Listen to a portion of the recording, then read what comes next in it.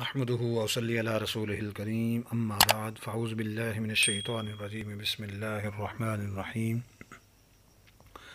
قد افلح المؤمنون الذین هم فی صلاتهم خاشعون والذین هم عن اللغو معرضون والذین هم للزکاة فاعلون والذین هم لفروجهم حافظون إلا على أزواجهم أو ما ملكت أيمانهم فإنهم غير ملومين فمن ابتغى وراء ذلك فأولئك هم العادون والذين هم لأماناتهم وعهدهم راعون والذين هم على صلواتهم يحافظون أولئك هم الوارثون الذين يرثون الفردوس هم فيها خالدون صدق الله مولانا العظيم وبلغنا رسوله النبي الكريم الأمين ونحن على ذلك من الشاهدين والشاكرين والحمد لله رب العالمين مولاي صل وسلم دائما أبدا على حبيبك خير خلق كلهم غلل بكماله كشف الدجى بجماله حسنت جميع خصاله صلوا عليه وآله۔ آج کی اس محفل میں ہم سورہ مؤمنون کی پہلی 10 آیات مبارکہ کی فضیلت پر روشنی ڈالنے کی کوشش کریں گے۔ میرے اور آپ کے آقا نبی کریم صلی اللہ علیہ وآلہ وسلم نے اپنے الفاظ مبارک میں اپنی زبان مبارک سے سورہ مؤمنون کی پہلی 10 آیات مبارکہ کی فضیلت کو بیان فرمایا ہے۔ اس لیے خیال یہ ہوا کہ حضور نبی علیہ الصلوۃ والسلام نے خود ان آیات مبارکہ کی فضیلت کو بیان فرمایا ہے، تو اس لیے ان پر الگ سے ایک محفل میں بات کی جائے۔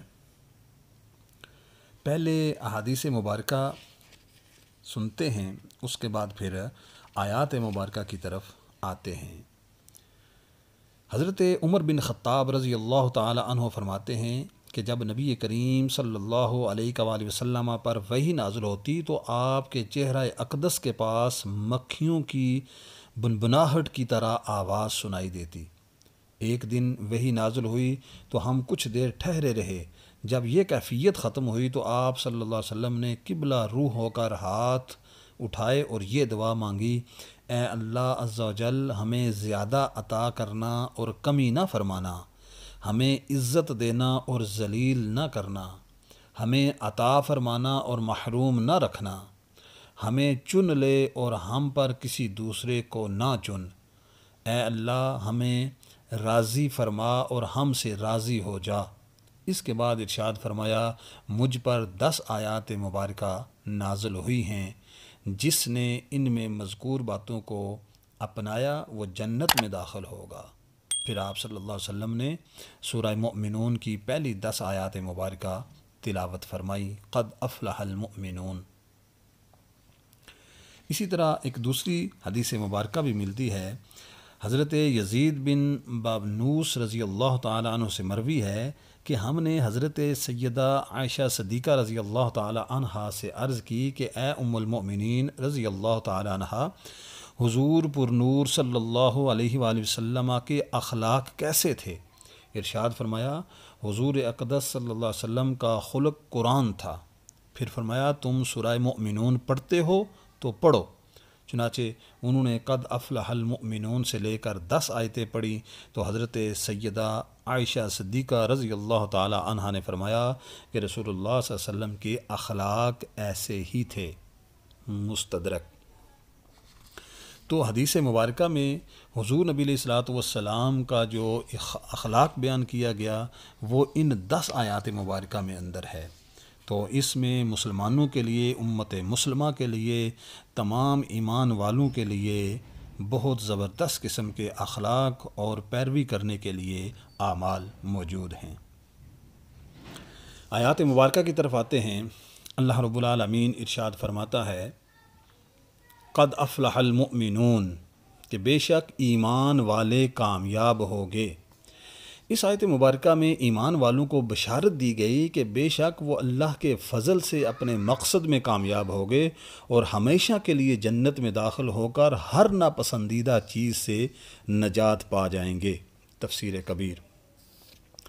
حقیقی کامیابی حاصل کرنے کے لیے ایمان پر خاتمہ ضروری ہے کہ ہر ایک نے موت کا کڑوا ترین ذائقہ چکھ کر اس دنیا سے کوچ کرنا ہے اور قیامت کے دن سب کو اپنے اعمال کا بدلہ پانا ہے، اور جسے اس دن جہنم کے دردناک عذابات سے بچا لیا گیا اور بے مثل نعمتوں کی جگہ اللہ کی رضا کی جگہ یعنی جنت میں داخل کر دیا گیا، وہی حقیقی طور پر کامیاب ہے۔ جیسا کہ اللہ رب العالمین ارشاد فرماتا ہے سورہ آل عمران، ارشاد فرمایا کل نفس ذائقۃ الموت وانما توفون اجورکم یوم القیامہ فمن زحزح عن النار وادخل الجنۃ فقد فاز۔ فرمایا کہ ہر جان نے موت کا ذائقہ چکھنا ہے اور قیامت کے دن تمہیں تمہارے اجر پورے پورے دیے جائیں گے، تو جسے آگ سے بچا لیا گیا اور جنت میں داخل کر دیا گیا تو وہ کامیاب ہو گیا۔ جہنم سے بچنے اور جنت میں داخلے کے لیے ایمان پر خاتمہ ضروری ہے، جیسا کہ حضرت عبداللہ ابن عمر رضی اللہ تعالی عنہ روایت فرماتے ہیں کہ سید المرسلین خاتم النبیین صلی اللہ علیہ وسلم نے ارشاد فرمایا، جس شخص کو جہنم سے بچنا اور جنت میں داخل ہونا پسند ہو تو اسے موت ضرور اس حال میں آئے گی کہ وہ اللہ اور آخرت کے دن پر ایمان رکھتا ہو، اور جس معاملے کو وہ اپنے لیے پسند کرتا ہو وہی معاملہ دوسروں کے ساتھ کرے۔ اللہ اکبر۔ جنت میں داخلہ اس صورت میں ہو سکتا ہے کہ جو بندہ اپنے لیے پسند کرتا ہو وہ اپنے دوسرے مسلمان بھائی کے لیے بھی وہی چیز پسند کرے، اور چونکہ موت کا وقت کسی کو معلوم نہیں، اس لیے ایمان پر ثابت قدم رہنا اور اس کی حفاظت کی بھرپور کوشش کرنا ضروری ہے تاکہ موت کے وقت ایمان سلامت رہے اور قیامت کے دن جنت میں داخلہ نصیب ہو۔ دوسری آیت مبارکہ میں اللہ رب العالمین ارشاد فرماتے ہیں الذین هم فی صلاتہم خاشعون، فرمایا جو اپنی نماز میں خشوع و خضوع کرنے والے ہیں۔ یہاں سے ایمان والوں کے چند اوصاف ذکر فرمائے گئے، چنانچہ ان کا پہلا وصف بیان کرتے ہوئے ارشاد فرمایا کہ ایمان والے خشوع اور خضوع کے ساتھ نماز ادا کرتے ہیں، اس وقت ان کے دلوں میں اللہ کا خوف ہوتا ہے اور ان کے اعضاء ساکن ہوتے ہیں۔ ترمذی شریف مدارک۔ نماز میں ظاہری اور باطنی خشوع ہونا ضروری ہے۔ نماز میں خشوع ظاہری بھی ہوتا ہے اور باطنی بھی۔ ظاہری خشوع کیا ہے اس کو دیکھ لیتے ہیں۔ ظاہری خشوع یہ ہے کہ نماز کے آداب کی مکمل رعایت کی جائے، مثلا نظر جائے نماز سے باہر نہ جائے اور آنکھ کے کنارے سے کسی طرف نہ دیکھے، آسمان کی طرف نظر نہ اٹھائے، کوئی عبث اور بیکار کام نہ کرے، کوئی کپڑا شانوں پر اس طرح نہ لٹکائے کہ اس کے دونوں کنارے لٹکتے ہوں اور آپس میں ملے ہوئے نہ ہوں، جس طرح ہم رومال یا مفرل کو کاندھے سے گرا دیں اپنے منہ کی طرف اور دونوں طرف ان کو وہ لٹکا ہوا ہو، اس طرح نہیں کرنا چاہیے۔ اسی طرح نماز کے دوران انگلیاں نہ چٹخائے اور اس قسم کی حرکات سے باز رہے۔ باطنی خشوع یہ ہے کہ اللہ کی عظمت پیش نظر ہو، دنیا سے توجہ ہٹی ہوئی ہو اور نماز میں دل لگا ہوا ہو۔ تفسیر ساوی۔ یہاں نماز کے دوران آسمان کی طرف نظر اٹھانے، ادھر ادھر دیکھنے اور یہاں وہاں توجہ کرنے کے متعلق احادیث مبارکہ بھی دیکھ لیتے ہیں۔ حضرت انس بن مالک رضی اللہ تعالی عنہ فرماتے ہیں کہ حضور اقدس صلی اللہ علیہ وسلم نے ارشاد فرمایا، ان لوگوں کا کیا حال ہے جو اپنی نماز میں نظریں آسمان کی طرف اٹھاتے ہیں۔ پھر آپ صلی اللہ علیہ وسلم نے اس میں بہت سختی کی اور ارشاد فرمایا یہ لوگ اس سے باز آ جائیں، یعنی کہ نماز کے دوران آسمان کی طرف نظریں نہ اٹھائیں ورنہ ان کی نظریں چھین لی جائیں گی۔ بخاری شریف، یہ بخاری شریف کی حدیث مبارکہ ہے کہ آسمان کی طرف نظر کریں گے تو نظریں چھین لی جائیں گی نماز کے دوران۔ حضرت انس رضی اللہ تعالی عنہ کی دوسری حدیث مبارکہ ہے کہ حضور نے ارشاد فرمایا کہ اے بیٹے نماز میں ادھر ادھر دیکھنے سے بچو، کیونکہ نماز میں ادھر ادھر توجہ ہلاکت ہے۔ استغفر اللہ۔ ترمذی۔ حضرت عائشہ صدیقہ رضی اللہ تعالی عنہ فرماتی ہیں کہ میں نے حضور پر نور صلی اللہ علیہ وسلم سے نماز میں ادھر ادھر توجہ کرنے کے بارے میں سوال کیا تو آپ صلی اللہ علیہ وسلم نے ارشاد فرمایا یہ شیطانی لغزش ہے، اس کے ذریعے شیطان بندے کو نماز سے پھسلانا چاہتا ہے۔ ترمذی شریف۔ لہذا ہر مسلمان مرد عورت کو چاہیے کہ وہ پوری توجہ اور خشوع و خضوع کے ساتھ نماز ادا کرے اور اللہ کی عبادت اس طرح کرے جیسے عبادت کرنے کا حق ہے۔ تو اسی طرح ہم خشوع کے ساتھ نماز ادا کرنے کی فضیلت اور ایک دو واقعات صحابہ اکرام کی زندگی سے بھی لے لیتے ہیں۔ حضرت عثمان بن عفان رضی اللہ تعالی عنہ سے روایت ہے کہ رسول کریم صلی اللہ علیہ وسلم نے ارشاد فرمایا کہ جس مسلمان شخص پر فرض نماز کا وقت آ جائے اور وہ اس نماز کا وضو اچھی طرح کرے، پھر نماز میں اچھی طرح خشوع اور خضوع کرے اور رکوع کرے تو نماز اس کے سابقہ گناہوں کا کفارہ ہو جاتی ہے، جب تک کہ وہ کوئی کبیرہ گناہ نہ کرے، اور یہ سلسلہ ہمیشہ جاری رہتا ہے۔ سبحان اللہ۔ اچھی طرح وضو کرنا، اچھی طرح نماز خشوع و خضوع کے ساتھ کرنا تو سابقہ جو گناہ ہوتے ہیں صغیرہ گناہ وہ معاف ہو جاتے ہیں۔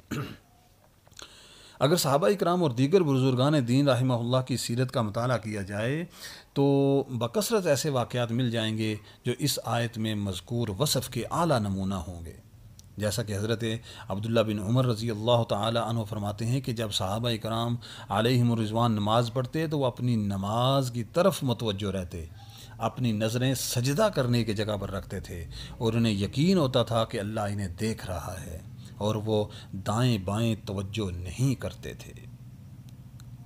حضرت جابر بن عبداللہ رضی اللہ تعالی عنہ فرماتے ہیں کہ غزوہ ذات الرقاع میں ایک صحابی رضی اللہ تعالی عنہ نے ایک مشرک کی بیوی کو گرفتار کیا۔ اس نے انتقام لینے کے لیے قسم کھا لی کہ جب تک حضور اقدس صلی اللہ علیہ وسلم کے صحابہ رضی اللہ تعالی عنہ میں سے کسی صحابی رضی اللہ تعالی عنہ کے خون سے زمین کو رنگین نہ کر لوں گا، چین نہ لوں گا۔ چنانچہ جب آپ صلی اللہ علیہ وسلم غزوہ سے واپس ہوئے تو اس نے تعاقب کیا۔ جب تاجدار رسالت صلی اللہ علیہ وسلم نے ایک جگہ قیام کیا تو دریافت فرمایا کہ کون میرا پہرا دینے کی ذمہ داری اپنے سر لے گا؟ مہاجرین و انصار دونوں میں سے ایک ایک بہادر اس شرف کو حاصل کرنے کے لیے اٹھے۔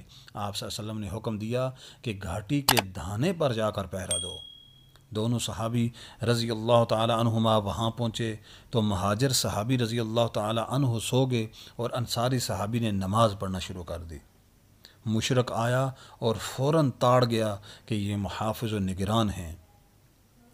چنانچہ اس نے 3 تیر مارے اور تینوں کے تینوں ان انصاری صحابی رضی اللہ تعالی عنہ کے جسم میں پیوست ہو گئے، لیکن وہ اسی طرح رکوع اور سجود کرتے رہے، نماز کو انہوں نے نہ توڑا۔ اگلی آیت مبارکہ کی طرف آتے ہیں۔ اللہ رب العالمین ارشاد فرماتے ہیں والذین هم عن اللغو معرضون، اور جو فضول بات سے منہ پھیرنے والے ہیں۔ والذین هم عن اللغو معرضون یعنی فضول بات سے بچنا۔ فلاح پانے والے مومنوں کا دوسرا وصف بیان کیا گیا کہ وہ ہر لہو و لعب اور باطل سے بچے رہتے ہیں۔ تفسیر خارزن۔ لغو سے کیا مراد ہے؟ لغو سے مراد ہم دیکھتے ہیں علامہ احمد صاوی رحمۃ اللہ علیہ کی تفسیر میں کہ لغو سے مراد ہر وہ قول، فعل اور ناپسندیدہ یا مباح کام جس کا مسلمان کو دینی یا دنیاوی کوئی فائدہ نہ ہو، جیسے مذاق، مسخری، بیہودہ گفتگو، کھیل کود، فضول کاموں میں وقت ضائع کرنا، شہوات پوری کرنے میں لگے رہنا وغیرہ، وہ تمام کام جن سے اللہ تعالیٰ نے منع فرمایا ہے۔ خلاصہ یہ ہے کہ مسلمان کو اپنی آخرت کی بہتری کے لیے نیک اعمال کرنے میں مصروف رہنا چاہیے، یا وہ اپنی زندگی بسر کرنے کے لیے بقدر ضرورت حلال مال کمانے کی کوشش میں لگا رہے۔ تفسیر صاوی۔ احادیث میں بھی لا یعنی اور بیکار کاموں سے بچنے کی ترغیب دی گئی ہے۔ حضرت ابو ہریرہ رضی اللہ تعالیٰ عنہ کی روایت ہے کہ رسول کریم صلی اللہ علیہ وآلہ وسلم نے ارشاد فرمایا، آدمی کے اسلام کی اچھائی میں سے یہ ہے کہ وہ لا یعنی چیز چھوڑ دے۔ ترمذی شریف۔ یعنی جو چیز کارآمد نہ ہو اس میں نہ پڑے، زبان، دل اور دیگر اعضاء کو بیکار باتوں کی طرف متوجہ نہ کرے۔ حضرت عقبہ بن عامر رضی اللہ تعالی عنہ فرماتے ہیں کہ حضور نبی علیہ الصلوۃ والسلام کی خدمت میں حاضر ہوا اور عرض کی نجات کیا ہے؟ ارشاد فرمایا، اپنی زبان پر قابو رکھو اور تمہارا گھر تمہارے لیے گنجائش رکھے، یعنی بیکار ادھر ادھر نہ جاؤ، بازاروں میں نہ پھرو اور بیکار کاموں کی طرف توجہ نہ کرو، اور آخر پہ فرمایا کہ اپنی خطا پر آنسو بہاؤ۔ ترمذی شریف۔ زبان کی حفاظت کی ضرورت ہے اور اس کے فوائد و نقصانات بھی بہت زیادہ ہیں۔ اس پہ تھوڑی سی بات کر لیتے ہیں کہ زبان کی حفاظت اور نگہداشت اور فضولیات اور لغویات سے اسے باز رکھنا بہت ضروری ہے، کیونکہ زیادہ سرکشی اور سب سے زیادہ فساد اور نقصان اسی زبان سے رونما ہوتا ہے، اور جو شخص زبان کو کھلی چھٹی دے دیتا ہے اور اس کی لگام ڈھیلی چھوڑ دیتا ہے تو شیطان اسے ہلاکت میں ڈال دیتا ہے۔ زبان کی حفاظت کرنے کا ایک فائدہ یہ بھی ہے کہ اس سے نیک اعمال کی حفاظت ہوتی ہے، کیونکہ جو شخص زبان کی حفاظت نہیں کرتا بلکہ ہر وقت گفتگو میں مصروف رہتا ہے تو ایسا شخص لوگوں کی غیبت میں مبتلا ہونے سے بچ نہیں پاتا۔ یوں ہی اس سے کفری الفاظ نکل جانے کا بہت اندیشہ رہتا ہے، اور یہ دونوں ایسے عمل ہیں جس سے بندے کے نیک اعمال ضائع ہو جاتے ہیں۔ حضرت امام حسن بصری رضی اللہ تعالیٰ عنہ سے کسی نے عرض کیا کہ فلاں شخص نے آپ کی غیبت کی ہے۔ یہ سن کر آپ نے غیبت کرنے والے آدمی کو کھجوروں کا تھال بھر کر روانہ کیا اور ساتھ یہ کہلا بھیجا، سنا ہے کہ تم نے مجھے اپنی نیکیاں ہدیہ کی ہیں تو میں نے ان کا معاوضہ دینا بہتر جانا، اس لیے کھجوروں کا یہ تھال حاضر ہے۔ منہاج العابدین۔ اور دوسرا فائدہ یہ ہے کہ زبان کی حفاظت کرنے سے انسان دنیا کی آفات سے بھی محفوظ رہتا ہے۔ حضرت سفیان ثوری رحمۃ اللہ تعالی علیہ فرماتے ہیں، زبان سے ایسی بات نہ نکالو جسے سن کر لوگ تمہارے دانت توڑ دیں۔ اور ایک بزرگ فرماتے ہیں کہ اپنی زبان کو لگام نہ چھوڑو، بے لگام نہ چھوڑو، تاکہ یہ تمہیں کسی فساد میں مبتلا نہ کر دے۔ زبان کی حفاظت نہ کرنے کا ایک نقصان یہ ہے کہ بندہ ناجائز اور حرام، لغو اور بیکار باتوں میں مصروف ہو کر گناہوں میں مبتلا ہوتا ہے اور اپنی زندگی کی قیمتی ترین چیز یعنی وقت کو ضائع کر دیتا ہے۔ حضرت حسان بن سنان رضی اللہ تعالی عنہ کے بارے میں مروی ہے کہ آپ ایک بالا خانہ کے پاس سے گزرے تو اس کے مالک سے دریافت فرمایا کہ یہ بالا خانہ بنائے تمہیں کتنا عرصہ گزرا ہے؟ یہ سوال کرنے کے بعد آپ کو دل میں سخت ندامت ہوئی اور کوفت ہوئی، اور نفس کو مخاطب کر کے یوں فرمایا، اے مغرور نفس، تو فضول اور لایعنی سوالات میں قیمتی ترین وقت کو ضائع کرتا ہے۔ پھر اس فضول سوال کے کفارے میں آپ نے 1 سال روزے رکھے۔ اللہ اکبر! یعنی زبان کی حفاظت بہت ضروری ہے، بزرگان دین کا یہی طریقہ ہے۔ اور دوسرا نقصان یہ ہے کہ ناجائز اور حرام گفتگو کی وجہ سے انسان قیامت کے دن جہنم کے دردناک عذاب میں مبتلا ہو سکتا ہے، جسے برداشت کرنے کی طاقت کسی میں بھی نہیں ہے۔ لہٰذا عافیت اسی میں ہے کہ بندہ اپنی زبان کی حفاظت کرے اور اسے ان باتوں کے لیے استعمال کرے جو اسے دنیا اور آخرت میں نفع دیں۔ اللہ تعالی ہم تمام مسلمانوں کو زبان کی حفاظت اور نگہداشت کرنے کی توفیق عطا فرمائے۔ اگلی آیت مبارکہ میں اللہ رب العالمین ارشاد فرما رہے ہیں کہ والذین هم للزکاۃ فاعلون، اور جو زکوٰۃ دینے کا کام کرنے والے ہیں۔ اس آیت میں بھی کامیابی پانے والے اہل ایمان کا تیسرا وصف بیان کیا گیا کہ وہ پابندی کے ساتھ اور ہمیشہ اپنے مالوں پر فرض ہونے والی زکوٰۃ دیتے ہیں۔ بعض مفسرین نے اس آیت میں مذکور لفظ زکوٰۃ کا ایک معنی تزکیہ نفس بھی لیا ہے، یعنی ایمان والے اپنے نفس کو دنیا کی محبت وغیرہ مذموم صفات سے پاک کرنے کا کام کرتے ہیں۔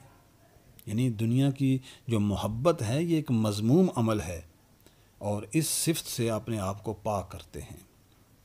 زکوٰۃ ادا کرنے کے فضائل اور نہ دینے کی وعید کے اوپر بھی تھوڑی سی بات کر لیتے ہیں۔ جیسا کہ کثیر حدیث مبارکہ میں زکوٰۃ ادا کرنے کے فضائل بیان ہوئے ہیں۔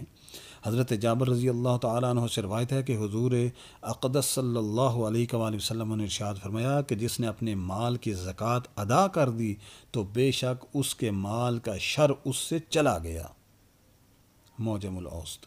حضرت ابو امامہ رضی اللہ تعالیٰ عنہ سے روایت ہے کہ حضور نبی کریم صلی اللہ علیہ وآلہ وسلم نے ارشاد فرمایا، زکوٰۃ دے کر اپنے مالوں کو مضبوط قلو میں کر لو اور اپنے بیماروں کا علاج صدقے سے کرو۔ شعب الایمان۔ حضرت انس بن مالک رضی اللہ تعالیٰ عنہ سے روایت ہے کہ سید المرسلین خاتم النبیین صلی اللہ علیہ وآلہ وسلم نے ارشاد فرمایا، اپنے مال کی زکوٰۃ نکال کہ وہ پاک کرنے والی تجھے پاک کر دے۔ مسند امام احمد۔ صحیح بخاری شریف میں بھی حضرت ابو ہریرہ رضی اللہ تعالیٰ عنہ کی روایت ہے کہ رسول کریم صلی اللہ علیہ وآلہ وسلم نے ارشاد فرمایا کہ جس کو اللہ تعالیٰ مال دے اور وہ اس کی زکوٰۃ ادا نہ کرے تو قیامت کے دن وہ مال گنجے سانپ کی صورت میں کر دیا جائے گا، جس کے سر پر 2 نشان ہوں گے۔ وہ سانپ اس کے گلے میں توک بنا کر ڈال دیا جائے گا، پھر اس کی بانچھیں پکڑے گا اور کہے گا میں تیرا مال ہوں اور میں تیرا خزانہ ہوں۔ بخاری شریف۔ نفس کو مذموم صفات سے پاک کرنا کامیابی حاصل کرنے کا ایک ذریعہ ہے۔ اس آیت مبارکہ کی ایک تفسیر یہ بھی معلوم ہوتی ہے کہ نفس کو مذموم صفات یعنی کہ تکبر، ریاکاری، بغض، حسد اور دنیا کی محبت وغیرہ سے پاک کرنا اخروی کامیابی حاصل ہونے کا ذریعہ ہے۔ اسی کے متعلق اللہ تعالیٰ نے ایک مقام پر ارشاد فرمایا قد افلح من تزکا، بے شک جس نے خود کو پاک کر لیا وہ کامیاب ہو گیا۔ ایک اور جگہ ارشاد فرمایا قد افلح من زکاہا وقد خاب من دساہا، بے شک جس نے نفس کو پاک کر لیا وہ کامیاب ہو گیا، اور بے شک جس نے نفس کو گناہوں میں چھپا دیا وہ ناکام ہو گیا۔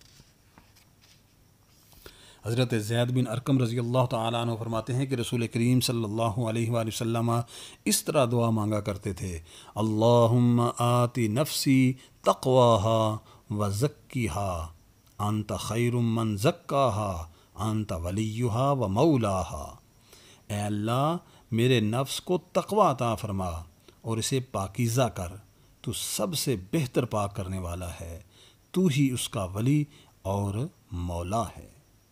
مسلم شریف۔ نبی کریم صلی اللہ علیہ وسلم کی یہ دعا امت کی تعلیم کے لیے ہے، اس لیے ہر مسلمان کو چاہیے کہ وہ اپنے نفس کو مذموم صفات سے پاک کرنے کی کوشش کرنے کے ساتھ ساتھ اس کی پاکی کے لیے اللہ تعالیٰ کی بارگاہ میں دعا بھی کرے، اور اس دعا کے لیے وہ الفاظ سب سے بہترین ہیں جو میں نے حدیث مبارکہ سے نکال کر آپ کے سامنے پیش کیے۔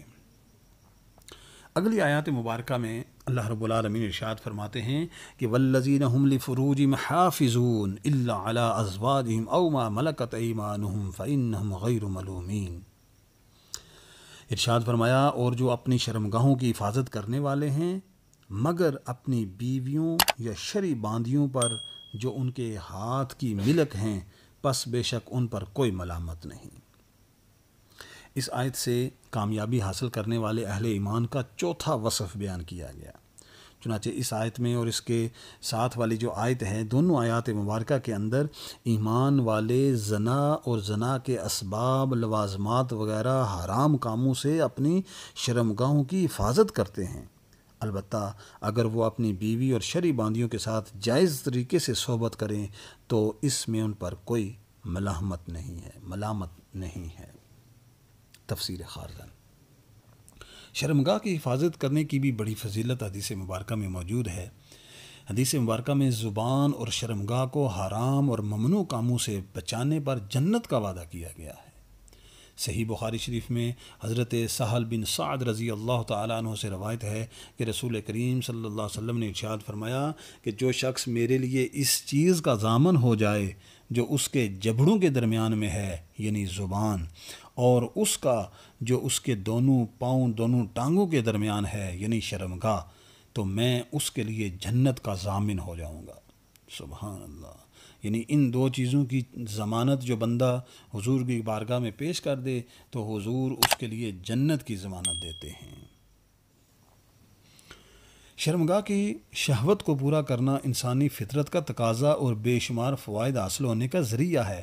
اگر اس تقاضے کو شریعت کے بتائے ہوئے جائز طریقے سے پورا کیا جائے تو یہ دنیا میں بہت بڑی نعمت اور آخرت میں ثواب حاصل ہونے کا ایک ذریعہ ہے، اور اگر اسے ناجائز اور حرام ذرائع سے پورا کیا جائے تو یہ دنیا میں بہت بڑی آفت اور قیامت کے دن جہنم کے دردناک عذاب میں مبتلا ہونے کا سبب ہے۔ لہٰذا جو شخص اپنی خواہش کی تکمیل چاہتا ہے تو اسے چاہیے کہ اگر کسی عورت سے شرعی نکاح کر سکتا ہے تو نکاح کر لے تاکہ اسے اپنے لیے جائز ذریعہ مل جائے۔ اگر وہ شرعی نکاح کرنے کی طاقت نہیں رکھتا تو پھر روزے رکھ کر اپنے نفس کو مغلوب کرنے کی کوشش کرے، اور اس کے ساتھ ساتھ ان تمام اسباب و محرکات سے بچنے کی بھرپور کوشش کرے جن کی وجہ سے نفس کی اس خواہش میں اضافہ ہوتا ہے۔ اسی طرح ناجائز اور حرام ذریعے سے اس خواہش کو پورا کرنے پر قرآن مجید اور احادیث مبارکہ میں جن سزاؤں اور عذابات کا ذکر کیا گیا ہے اس کا بھی مطالعہ بندہ کرتا رہے اور اللہ تعالیٰ کی بارگاہ میں اپنے نفس کی حفاظت کے لیے خوب دعائیں کرے۔ اسی آیت مبارکہ کی تشریح اگلی آیت مبارکہ بنتی ہے کہ فَمَنِ ابْتَغَىٰ وَرَاءَ ذَٰلِكَ فَأُولَٰئِكَ هُمُ الْعَادُونَ، تو جو ان کے سوا کچھ اور چاہے تو وہی حد سے بڑھنے والے ہیں۔ فَمَنِ ابْتَغَىٰ وَرَاءَ ذَٰلِكَ، تو جو ان دو کے سوا کچھ اور چاہے، یعنی جو بیویاں اور شرعی باندیوں کے علاوہ کسی اور ذریعے سے شہوت پوری کرنا چاہے تو وہی حد سے بڑھنے والا ہے کہ حلال سے حرام کی طرف تجاوز کرنے والا ہے۔ روح البیان۔ اسی سے کچھ اور معلومات بھی ملتی ہے کہ ہم جنس پرستی، مشت زنی اور متع، اس کے بارے میں بھی معلومات ملتی ہے۔ اس سے یہ معلوم ہوتا ہے کہ شریعت میں صرف بیویوں اور شرعی باندیوں سے جائز طریقے کے ساتھ شہوت پوری کرنے کی اجازت ہے۔ اس کے علاوہ شہوت پوری کرنے کی دیگر صورتیں جیسے مرد کا مرد سے، عورت کا عورت سے، شوہر کا بیوی یا شرعی باندی کے پچھلے مقام سے اپنے ہاتھ سے شہوت پوری کرنا یہ حرام ہے۔ یوں ہی کسی عورت سے متع کرنا بھی حرام ہے۔ علامہ علی بن محمد خازن رحمۃ اللہ علیہ اس آیت سے فرماتے ہیں کہ اس آیت سے ثابت ہوا کہ اپنے ہاتھ سے قضاء شہوت کرنا حرام ہے۔ حضرت سعید بن جبیر رضی اللہ تعالیٰ عنہ سے نے فرمایا، اللہ تعالیٰ نے ایک امت کو عذاب کیا جو اپنی شرمگاہوں سے کھیلتے تھے۔ تفسیر خارزن۔ حضرت امام فخر الدین رازی رحمۃ اللہ علیہ فرماتے ہیں، اس آیت سے ثابت ہوا کہ متع حرام ہے، کیونکہ جس عورت سے متع کیا جاتا ہے وہ مرد کی بیوی نہیں، کیونکہ اگر ان دونوں میں سے کوئی مر جائے تو دوسرا اس کا وارث نہیں بنتا۔ اگر وہ عورت بیوی ہوتی تو مرد کے انتقال کے بعد اس کی وارث بھی بنتی، کیونکہ بیوی کی وراثت قرآن سے ثابت ہے۔ تو جو چیز قرآن سے ثابت ہو اس پر عمل نہ ہو۔ لہٰذا جب واضح ہو گیا کہ متع کرانے والی عورت مرد کی بیوی نہیں تو ضروری ہے کہ وہ مرد کے لیے حلال نہ ہو۔ تفسیر کبیر۔ اگلی آیت مبارکہ میں اللہ رب العالمین ارشاد فرماتے ہیں کہ والذین هم لاماناتهم وعہدهم راعون، اور جو اپنی امانتوں اور اپنے وعدوں کی رعایت کرنے والے ہیں۔ اس آیت میں فلاح حاصل کرنے والے ایمان والوں کی مزید دو وصف کو بیان کیا گیا کہ اگر ان کے پاس کوئی چیز امانت رکھوائی جائے تو اس میں خیانت نہیں کرتے اور جس سے وعدہ کرتے ہیں اسے پورا کرتے ہیں۔ یاد رہے کہ امانتیں خواہ اللہ کی ہوں یا مخلوق کی، اسی طرح عہد خدا کے ساتھ ہوں یا مخلوق کے ساتھ، سب کی وفا لازم ہے۔ امانتیں واپس کرنی چاہیے اور عہد جو ہوتے ہیں، جو وعدے ہوتے ہیں، ان کو پورا کرنا چاہیے۔ حدیث مبارکہ میں بھی جنت کی ضمانت دی گئی ہے۔ حضرت عبادہ بن صامت رضی اللہ تعالیٰ عنہ سے روایت ہے کہ نبی کریم صلی اللہ علیہ وسلم نے ارشاد فرمایا، میرے لیے 6 چیزوں کے ضامن ہو جاؤ، میں تمہارے لیے جنت کا ضامن ہوں گا۔